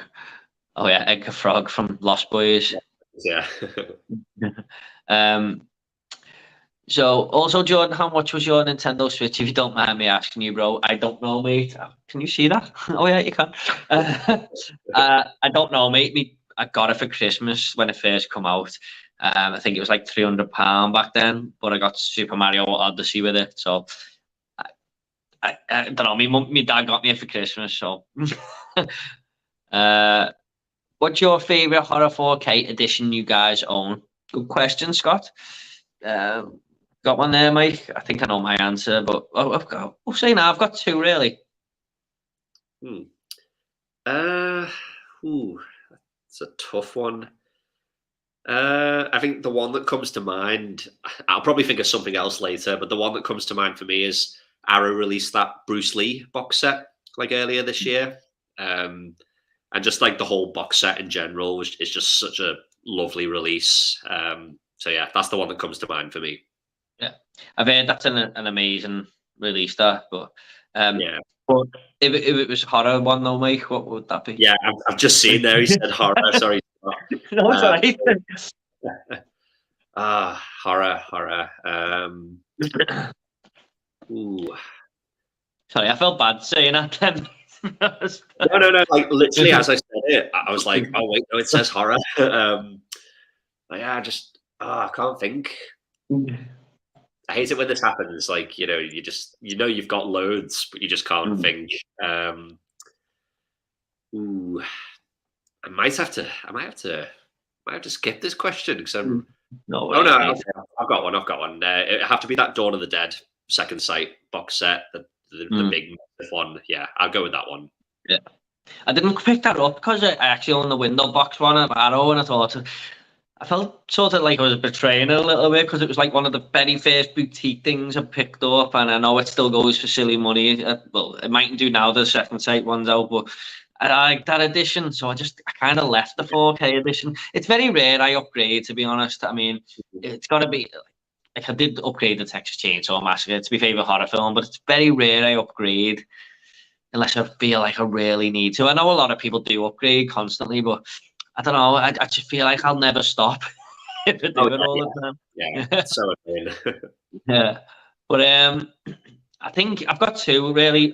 It's probably the Texas Chainsaw Massacre Second Sight edition because I love the packaging, love all the features on it. I think a 3-disc edition, is it, something like that? Loved all that, and it's my favorite horror movie ever. But I've got to say, the Psycho box set that just got released was pretty awesome as well. Like, I haven't watched them on 4K yet, but that was a lovely addition they put together there, Arrow, and I love the slip on the box as well. Yeah. Did you grab that one, Mike? Didn't you? Yeah. It's a lovely box set, that one. Yeah. Need to get round to that franchise, to be honest. I've seen the first 2 though. Mike, are you a fan of Never Hike Alone 2? And who's your favourite? Tommy Jarvis. Also, Mike, who's your favourite Tommy Jarvis? Also, Mike, how would you feel if Tommy Jarvis was in Friday the 13th, 7, 8, and 9? Also, why is Ash your favourite protagonist? Quite a few questions there, Mike. Yeah. I've not seen Never Hike Alone. I think they're like the unofficial Friday the 13th movies or something. I need to check them out because I've heard good things about them. Favorite Tommy Jarvis is probably the one from part 6. How would I feel if he was in part 7, 8, and 9? I mean, it was probably good where they stopped with him. I think from part 6. I think if he'd have been in 7, 8, and 9, it might have. I don't know. I think they might have run out of things to do with that character. So I'm not really too bothered that he's not in those films. And why is Ash my favorite protagonist? I don't know. I don't know. I just love Bruce Campbell, and I just find him like just so funny in those movies. Like in the first one, he's more of like a like a bit of a loser in the first one, but still funny. Then like from the second one, he becomes a bit more badass, if you like. And yeah, I don't know. I just find him quite funny in all of those films. I think he definitely come into his own in the second one, to be honest. But I love him in the third one. There's some of that dialogue he puts in that movie, man. It's just had me laughing my ass off. He's put another question in here, not really horror related, but we'll go with it anyway. What's the first three Batman movies? Michael Keaton is my favorite Batman. I love Batman Returns and Batman 2022. Batman Forever is a decent film, but I love Jim Carrey as the Riddler. Are you a fan of them movies, Mike? Yeah, I love the two Michael Keaton ones. That he was like my Batman, to be honest. So yeah, got a big soft spot for them. Batman Forever, I'm not the biggest fan of, but I don't mind it. But Jim Carrey's pretty fun in it. Yeah, my biggest problem with Batman Forever is just the overplayed score. I just like, oh my god, are they playing this music again? And then like every other scene. Yeah, I'm a Keaton fan myself, mate. The first two are the ones I grew up with, especially the first one. I went to cinema to watch that during COVID when they opened the cinema for it. It's just amazing. I loved it. Yeah. Scott says, what's your guys' most hated horror film and most hated subgenre of horror? Good question. Are you going to say your most hated subgenre is the one that I think you might say because a lot of other people say it and it's the popular pick? I'm just trying to think of all the genres. Yeah, because I've watched your other like horror live streams, so I think I know like what one of your favorites is that a lot of people seem to not like. I don't really want to say that one, but I can't think of anything else. So it's all right, mate. You just gotta be honest, haven't you? Yeah, I don't know. I can't really think of much else. So I would probably have to say found footage is probably my least favorite, but I wouldn't say I hate it. I just don't. There's just not that many movies from that genre that I really like. I do like some of them. I think Wreck, the Spanish horror film, I think that one's really, really good. I think when found footage is done, when it's done well, it's done really well. But yeah, I would probably just have to say that for me. Yeah, no worries, mate. So what's your most hated horror film then? I can't even think really. Oh, I do. I know what it is. I think the one that comes to mind for me is there was a sequel to Salem's Lot called A Return to Salem's Lot. Came out in like the 80s, and to be fair, it's been a while since I've seen it, but I just remember it was awful. Like it was just so bad. That's the movie that always comes to mind when I think like least favorite horror film. I didn't even know there was a sequel to that. I don't think many people do, to be honest. It's a sequel in name only, really. It's one of those. It doesn't really follow on that much from the first. Are you looking forward to the new one? I know we haven't seen too much about it, or I mean, remakes are either hit and miss sometimes, aren't they? Yeah, I mean, I kind of like forgot that movie even existed because they've just kind of shelved it, haven't they? I mean, are they even still going to release it? I've just been heard that it keeps getting pushed back. To be honest, that's all I've heard. But yeah. I mean, I'm curious to watch it, but yeah, I don't know. I just love that original, to be honest. Yeah. Was you watching this last night or something, or the night before? Yeah, last night. Yeah, I seen the scene that everyone thinks it's terrifying, and yeah, I remember seeing it on your story. My most hated horror film of all time is something I watched for the first time just about a month ago. That is The Exorcist 2, The Heretic. I absolutely hated that movie so much. Just the worst 2 hours of my life, really was. Now, Sleepaway Camp 4, The Survivor, is probably, I think I've got that rated as my lowest movie on Letterboxd, but I wouldn't really say that's a fully fledged motion picture. It's just a montage of clips from the other films. But as a fully fledged movie, The Exorcist 2 is just as bad as it comes. For my Yeah, I know you've seen it, haven't you? Mike? I've heard you talk about it on the live streams and stuff. There was one moment on the live stream where I think you had everyone for a second, and you went, I actually prefer it over the original. Oh man. Someone told me Martin Scorsese actually prepares it over the original. I don't know how true that is. I think I mentioned it on the live stream. Yeah, like I'm sure I read a quote where he said I think he does prefer it over the original for whatever reason. Oh, yeah, I hate that movie so much. I never want to watch it again ever. You tell you what, the Minion and the beginning weren't much better, to be honest. Like the beginning was a little bit better than the Minion for me, but actually, they were rough to get through. I thought Yeah, it's a rough franchise overall. Have you seen the new one?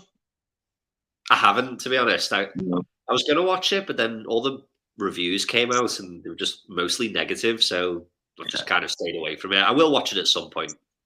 Okay.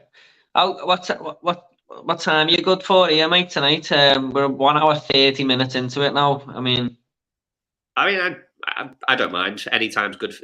Anytime's fine for me. okay. I probably won't go over the 2 hour mark, but 30 minutes at most. It depends Yeah, how many comments we get, if that's okay. yeah, that's fine. Yeah, yeah. Okay, everyone. So we'll probably go for another 30 minutes at least, at most, sorry. My most hated subgenre has got to be. I don't hate it. I don't hate it, but I hate it when certain things happen in it. Is probably got to be demonic possession, because I've seen like the Pope's Exorcist this year and the Exorcist Believer. I'm not going to give any spoilers away, but you know when characters are possessed and they're just screaming and throwing their arms everywhere. I don't know what that does for anyone. I don't get scared by that. It's just annoying. It just doesn't work for me. And I hate it when demonic possession movies go down that generic route. And we seem to get one of these movies every couple of months. So, gotta say that, to be honest. Yeah. Yeah, so good question, Scott. Thanks so much for that, mate. Also, what's your favourite subgenre of horror?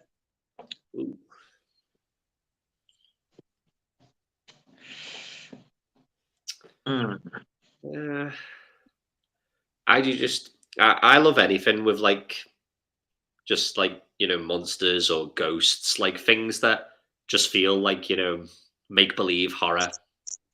Because I know like you've got like slashers and stuff, but those kinds of things could happen in real life. But I've just always loved horror that's just really out there and it's not real, but it still scares you anyway. And I just love anything to do with like paranormal and ghosts and all that kind of stuff. Yeah. Yeah, I think I'm sort of the opposite a little bit there, because what scares me is actually people, and I think like the realistic ones get to me the most. But I do like all them ones as well, like the paranormal ones when they're done right. That's another genre where we get a lot of lately as well. But when they're done right, they are effective and really scary. I think one that does a really good mix of that is Sinister. I don't know if you've seen that one, mate. Yeah, Yeah. I've seen that. So it's a paranormal film, but I think the first half of the movie feels like it's a realistic film where this guy's just been videotaping families, and I think that was a really good mix of matching that. So that really got under my skin. That film. That was probably one of the last movies that actually scared me, to be honest.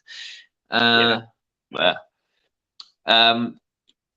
Oh, sorry. Yeah. My favorite subgenre.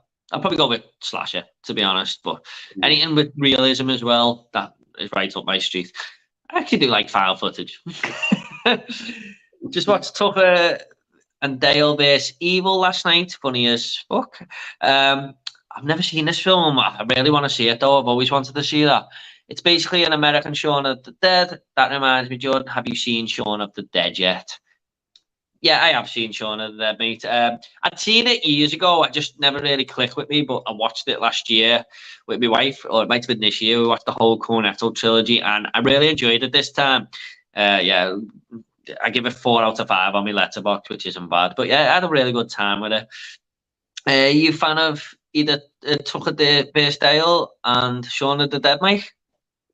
Yeah, I really like Tucker and Dale versus Evil. It's such a funny movie. It's a little bit, well, it's not similar to Evil Dead, but it's got like a similar setting. But like the two main characters in it are like everyone. It's like these two guys who live in the woods, but then there's also this group of like people who are like camping in the woods, and they think these two guys are like serial killers. but they're not. They're just, like, normal guys, but these like group of people, they keep getting killed by like accidents. But every time they find the bodies, these like Tucker and Dale guys are like nearby or something, so they just they keep thinking they're the ones that are killing them, but they're not. But it's just, yeah, it's just such a crazy movie. But yeah, Shaun of the Dead, yeah, I don't mind it. I prefer Hot Fuzz, if I'm being honest. But yeah, I enjoy Shaun of the Dead. Yeah. Yeah, oh, that sounds good. That Tucker and Dale versus Evil, man. I'll have to pick that up. That's one I always see going cheap in CX and stuff. I'll just have to grab it next time. But yeah, I prefer Hot Fuzz as well. I wouldn't say that's a horror movie, but it's got a little bit of a slasher vibe to it, hasn't it? Yeah, a little bit. Yeah. I like the way you're guessing all the way through, and it kind of throws you off a little bit. I mean, like, good ending, put it that way. Right, good question this one, Scott, because I love this film. Have you guys seen Train to Busan? One of my favourite zombie films, quite underrated as well. You seen this one, Mike? Yeah, I thought it was amazing. It absolutely blew me away when I watched it. It's probably like a 10 out of 10. Yeah, it was just so good. And it's one of those like zombie films where the humans are like truly the villains, and the zombies are just there, but the humans are like the main villains. Like there's that one guy on the train, like the business guy, he's like one of the worst characters ever. He's just a horrible guy. Yeah, I mean, it shows you how depraved humans can be in that film, I suppose, and how everyone's just in it for themselves. But yeah, I love how fast paced it is as well. Like it fits the name of the film. You know, it just moves so quickly, and all trying to get down these carriages, getting to the front and stuff. Brilliant film, love it. There's a remake coming out, I believe, called Train to New York, or an American version. So I don't know how that one's gonna turn out. But yeah. Go on, sorry, Mike. Were you going to say something? I mean, I'm not going to keep my hopes high for that. If I'm honest, I think I'll just stick to Train to Busan. They just have to do it, America, don't they? Like they just have to do it all the time. You can't leave it alone. But yeah, great film, Scott. I love that movie. I wasn't a big fan of the sequel, though, Peninsula. I've not seen the sequel. I wanted to, but then I heard kind of mixed things. So yeah, I just didn't bother. It started off very good, and I was like, "What's everyone talking about? This is look like the first film," but you know, and then the middle bit dips, the ending picks up a little bit. That's all I say. What are your guys' favorite video nasty films? Good question. Mine is probably The Burning or Zombie Flesh Eaters. What about you, Mike? You seen many of these? I can't really think of that many, but I do really like that Zombie Flesh Eaters. Yeah, that's a pretty good movie. It's got a good atmosphere. It's got good music, and yeah, it's just a lot of fun. Yeah, I like that one. I think I've got The Burning as number one. I've got like a letterboxed ranking. I think I've only seen about 15 of them. I watched House on the Edge of the Park, is it, on 4K not long ago. I was actually quite surprised, but I thought this is going to be a trashy movie, and it is. But the ending kind of brings it all together a little bit. And I thought, this is going to be one of them films where they use an excuse to, degrade women and kill a few people. But the ending actually does tie the story up a little bit. Have you seen that one, Mike? No, it got a 4K release, didn't it? Yeah, from 88 Films. Yeah, that's what I watched on. It was all right. Yeah. There's one called Fight for Your Life as well. And I don't think the BBFC are ever going to release this because I think it's still one of the very few films that are banned in the UK. And you just can't get hold of it here. But that's a good home invasion movie. But there's a lot of racist tones in it as well. So if that doesn't sit right with you, then you might not like that. But that was quite a good movie. Quentin Tarantino, I remember, actually recommended it to, like, he was doing film recommendations, and he might have been involved with the movie. I can't remember now. He either recommended it or he's involved with it a little bit. I can't quite remember. He's got something to do with it anyway. But yeah, that's a really good film. I just kind of wish the BBFC had released it, but I don't think they ever will. Especially with racism in the conversation and everywhere these days. But yeah, there's some terrible ones though, Scott, isn't it?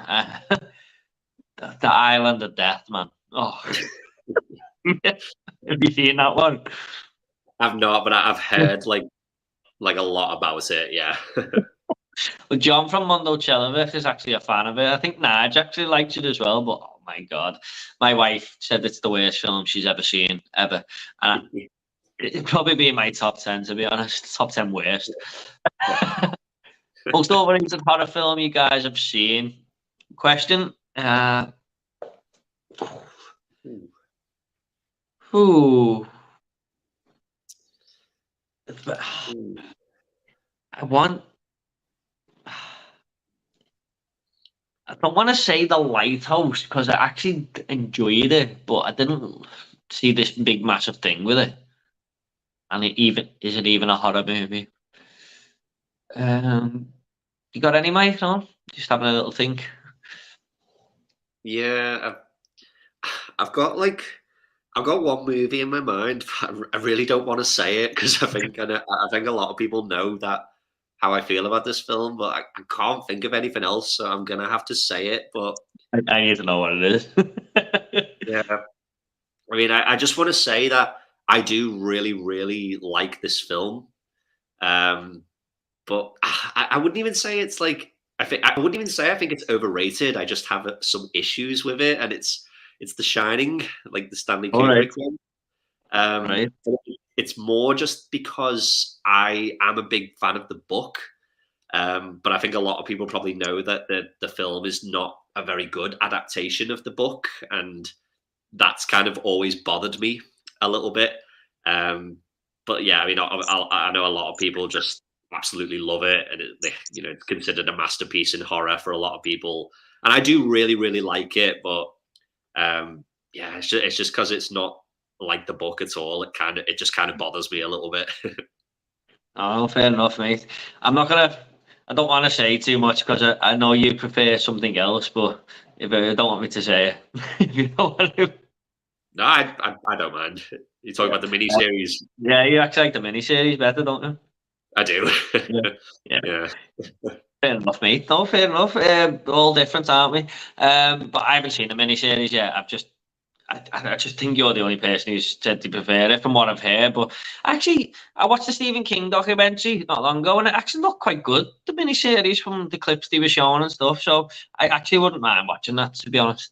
I mean, it's not as scary as the Kubrick films, so I wouldn't. Yeah, it's don't expect to be scared by it, but it's I think a lot of people just kind of they watch it, but they just compare it to the Kubrick films, so they just automatically hate it. But I think if you just go in it and treat it as its own separate thing, I don't know, maybe you might enjoy it. It's definitely more of a slow build, but I think it just the story just works like a little bit better for me. But I think it's just because it's closer to the novel.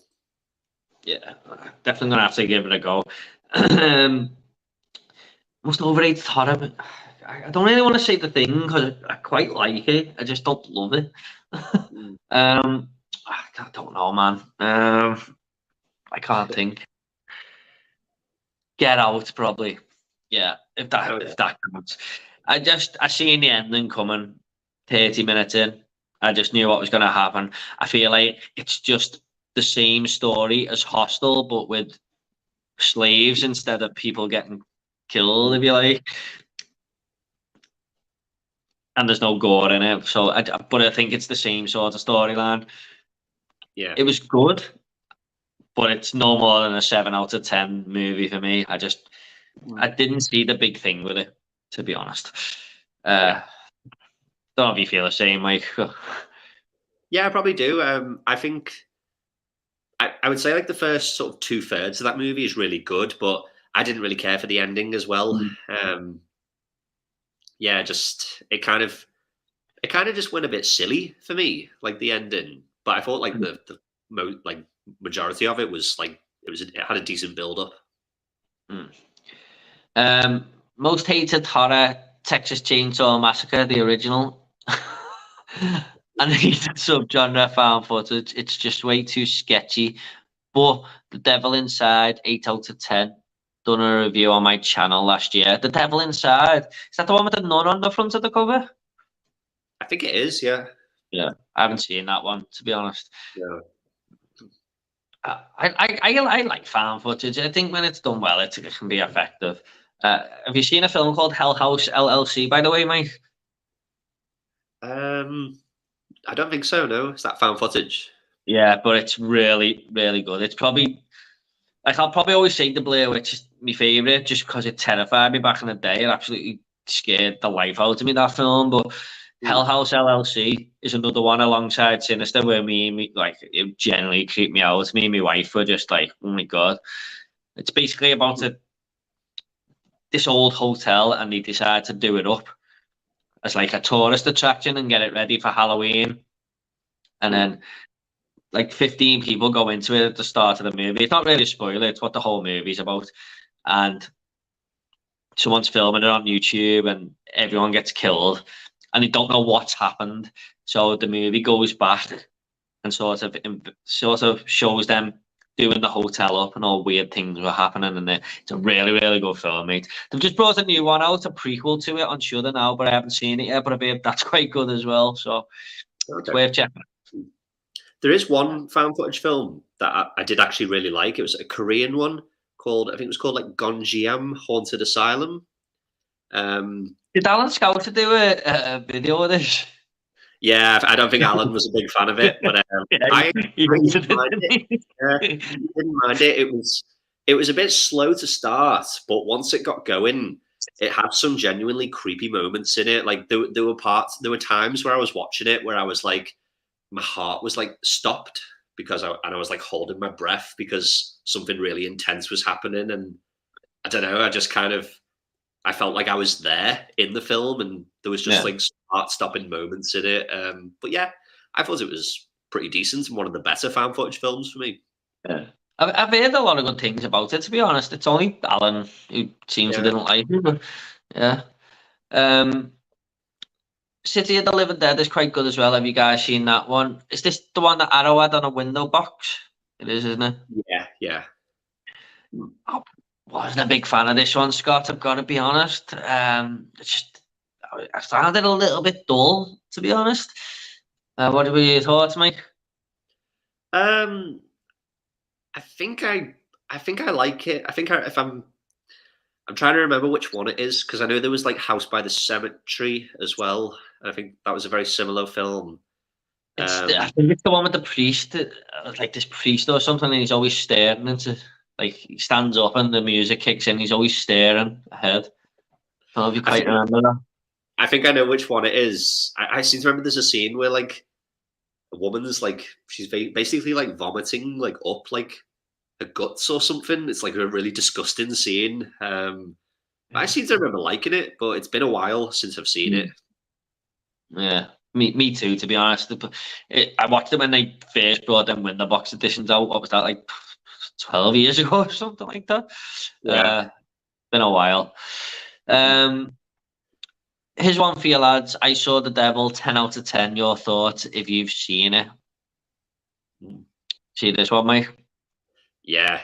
I really liked it. Very brutal, very violent, but yeah, I really liked it. Yeah, I love that film, to be honest. He's not a very nice man, is he? But I love the way the other guy just toys with him. It's like a cat and mouse game, isn't it? Yeah. Great film.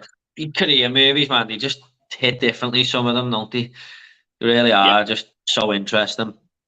Yeah, great movie. At the end of that as well, where I think he's just given up, but he's just going on a bit of a rampage and through the streets and stuff, and I think he's outside the police station or something. Yeah, great film.